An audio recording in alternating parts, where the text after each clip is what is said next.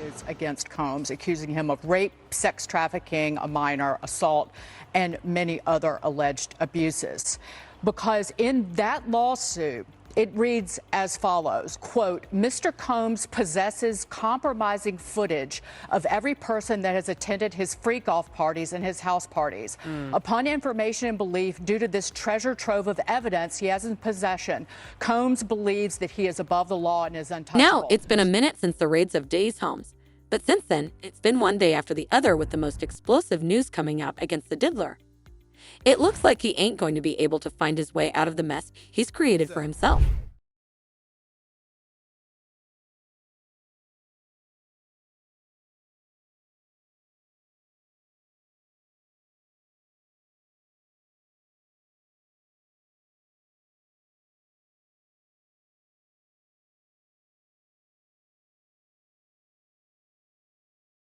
Now, the truth is that the FBI and Homeland Security have allegedly found incriminating evidence that proves all the allegations against Diddy. Trafficking women and kids along with the debauchery that went down at those freak-off parties. I mean, look, y'all, you know it's bad if I'm pulling out silver dollar words like debauchery. In the world of Diddy, I do not know if things can get any crazier. If this girl start talking, it can be the end of P. Diddy. Not this girl, this girl. So if you have not heard, Kim Kardashian allegedly had some videotapes and audio tapes that was actually recovered in the raid at P. Diddy's home. So Kim Kardashian allegedly has been on high-profile individuals to gain access to confidential information such as documents and top-secret information on weapons. Y'all gotta look at this. Look at this. Closing in on Kim Kardashian. The FBI investigation, initially a tremor threatening her carefully constructed image, has morphed into a full-blown earthquake threatening to engulf her entire empire. Leaked information paints a picture of a woman who allegedly used a seductive facade to mask a ruthless ambition, wielding stolen documents and secrets like weapons. Kim Kardashian has found herself at the center of a sensational scandal, with federal authorities uncovering a shocking plot allegedly orchestrated by the reality TV star. The Federal Bureau of Investigation, FBI, has disclosed disturbing details, accusing Kardashian of a scheme involving drugging high-profile men in order to pilfer crucial documents for personal enrichment and blackmail purposes. Yes, you heard that right. They are accusing her of lacing drinks and things of that nature. So this story gets even crazier. Hold on, watch this. Saga unfolded when federal agents executed a dramatic raid on the residence of music mogul Diddy, revealing a cache of incriminating video footage. This footage purportedly captures Kardashian engaged in activities that have sent shockwaves through the entertainment and legal worlds alike. In a turn of events that has both stunned and captivated the public, the FBI claims that Kardashian is not only involved in the theft of vital information, but also used it as leverage to further her own interests. The gravity of these allegations has sent ripples through Hollywood. So at this point, it look like the feds been keeping up with the Kardashians just like us. So I'm gonna keep my ear to the street and I'll let y'all know what I know. I'm out. The FBI has in-depth knowledge of the kind of stuff that was involved and what those tapes from all the recordings in his home contain. It's pretty safe to say that things ain't looking so good for him and his friends. This man, like, so you ever heard of Panda?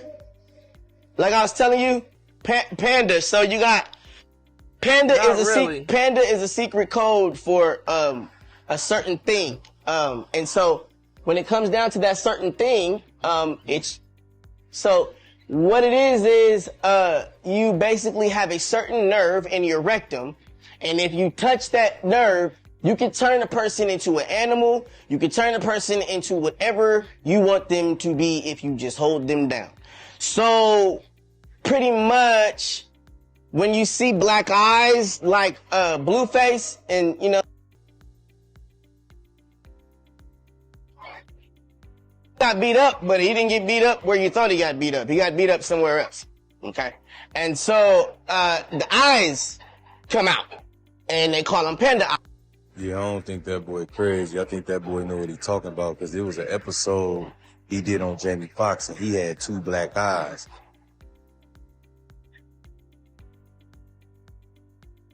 Man, they about did that show to overshadow the fact that they did that panda ritual on that boy to cover up them bruises on his eyes. Y'all go look up panda rituals. These celebrities know what they into. This shit is all a game, man. That boy know what he talking about. He explained that stuff too All good. this evidence is only confirming what other people have been saying about Diddy for years now. Joining us now is former FBI Deputy Director Andrew McCabe. So, Andrew, the attorney's statement essentially says this all is based on information or, as a result of civil lawsuits. Is it common for civil lawsuits to spark interest of Homeland Security and launch an investigation? Well, it's not uncommon for allegations in civil lawsuits to be considered by federal investigators and federal prosecutors and reviewed to determine whether or not a federal crime may have been committed. And that seems to be what happened here. I thought it was interesting that the attorney's statement really basically confirmed for the public that some of the investigative interest was likely generated from these lawsuits, which is interesting because several of the lawsuits allege activity that likely would fall within the parameters of sex trafficking. Several of these women claim to have been transported from one state to another and then drugged and assaulted, or his former girlfriend who claims to have been forced to perform sex acts with different people in different states as they traveled around the country. So I think it was an unfortunate almost admission by the lawyer. Not that it has legal significance, but it certainly puts us in a position to speculate more accurately about what's actually driving this investigation. I mean, it's interesting that if that was a mistake by the attorney or unwise wording by the attorney, I mean, they had a day to come up with a statement. It's interesting that that's then what they came up with. I mean, what are some of the reasons why law enforcement officials would choose to execute 2 search warrants simultaneously and with that level of force? Because that's the other criticism one of the other criticisms by the attorney, that it was an over, the use of sort of armored vehicles and folks in Kevlar. Yeah, so why the search warrant simultaneously? Well, again, at the attorney's direction, we can now look to the civil suits for clues. And one of them, for me, is that several of these victims alleged that Mr. Combs and his associates videotaped these sexual encounters. So that is exactly the kind of evidence that you would want to go to someone's home to see if you could find. So I would expect that that was probably included in the search warrants, both at the same time, because once you hit one house, the subject knows that you're probably going to hit the other houses looking for the same stuff. So you're better off doing them if you have probable cause in 2 locations, you're better off doing them at once. And finally, the roundhouse swing he took at the show of force, really kind of classic defense attorney tactics to try to turn around a bad press day. But in fact, Mr. Combs has a long history of being investigated for things like assaults, harassment, threatening people with baseball bats and kettlebells and things like that. And the way it works in law enforcement is when you are planning a search warrant, if you have any information, and it doesn't have to be a criminal conviction, just intelligence that indicates that someone who's going to be at that residence may have a violent history or have armed themselves against people in the past, you're going to automatically qualify that search warrant or classify it as armed and dangerous. And that classification alone brings an additional level of protection, of tactical preparedness to ensure that there's no problems, that everything is done in as safe a way as possible. So I think what we saw yesterday was understandable in the context of an armed and dangerous warrant. All right, Andrew McCabe, thanks very much. A former FBI deputy director also went on the record to talk about why the raids at Diddy's homes were so aggressive. Now, it's because the authorities knew that Diddy had a bunch of weapons at his home that he wouldn't hesitate to use. A lot of the research I've been doing is there's lots of tunnels underneath the New Mexico border going into the Mexico border into Texas and right up all the way up to the top there to Arizona by the looks of it. But the tunnels that I'm looking into seem to be under New Mexico, and I have the feeling that some of these children are going into some projects there that people would rather you didn't know about, and I have reasons to believe that. Does this any way connect to the Epstein compromat situation and probably further afield? I think it does, but I couldn't prove that today as I sit here in a court of law. I believe it does, because what you essentially have is a connected network of criminals, all of whom are ultimately serving themselves for their own wealth and power. They're willing to do apparently anything to get that wealth and power for themselves. And what we're finding is no matter if it's this group or that group, globally, the same people that are pushing for this globalist agenda, this one world agenda, the global Marxist cabal, the same people that are talking about genocide. How can we radically reduce the population? But there's a huge possibility that Diddy is just one part of this giant ring that's run by the world's richest and most powerful people. But what all proof the FBI agent got against Diddy after them raids, is this the beginning of the end? Your thoughts on this story here? So it wasn't just this guy that was saying it. Lil Rod, the former producer, filed the lawsuit, and he said every room in Diddy's mansions were wired with cameras. And he had some of the footage, he had some of the pictures, and he displayed those in the lawsuit that came out. And this was used for blackmail material. They'd bring in these people. A lot of these people were also aspiring young artists in the music industry. And then these parties were sponsored by Motown Records CEO, Universal Records CEO. This goes all the way to the top. And so you get these people in compromising situations. The drinks were laced. The videotapes were hot. And then at the end of the day, you wake up the next morning, what did I do? And then they have compromising material on you. And then they can guide your career. They could kill your career, but they got you. And it wasn't just people in the music business. As you said, there were athletes, there were celebrities, there were politicians, people from the royal family. And we were also told by the former bodyguard that Diddy was an FBI informant. Whoa. So he was a snitch and was feeding information to the feds. And we don't know what that means. We haven't been able to confirm it, but even Little Rod said it's not just like Epstein. It could be worse than Jeffrey So if Epstein. Diddy manages to escape this time around, y'all can't blame nobody for thinking that he's actually in on the whole thing and working with the feds to nail other people to the ground. Diddy was spotted having a good time while dancing to music and smoking at his Miami mansion after Homeland Security raided his homes as part of an ongoing investigation into trafficking. So Kanye warned us years ago that Diddy was a federal informant. Diddy's role was to gather incriminating evidence on celebrities and wealthy individuals, and now his former bodyguard, Gene Deal, has confirmed this. Puff has been dodging the legal system for years. Puff being, and this is documented, Puff being a CI for an FBI agent. They was taking some papers up to the FBI, so like when they was here in New York. Diddy being an informant explains why he was in such a good mood and was given a pass to wreak havoc spanning over 15 years. This ain't going to be the first time somebody's accused Diddy of being an FBI agent, considering the fact that he seems to get away with literally everything all the people around him end up taking the fall. Puff Daddy, whoever, none of these niggas, all you fake hard niggas, you. Hold on. Okay. All you fake hard niggas, you. You know what I'm saying? Because you can't shoot nobody anyway, and the reason why you got to talk is because you did a deal, you fed.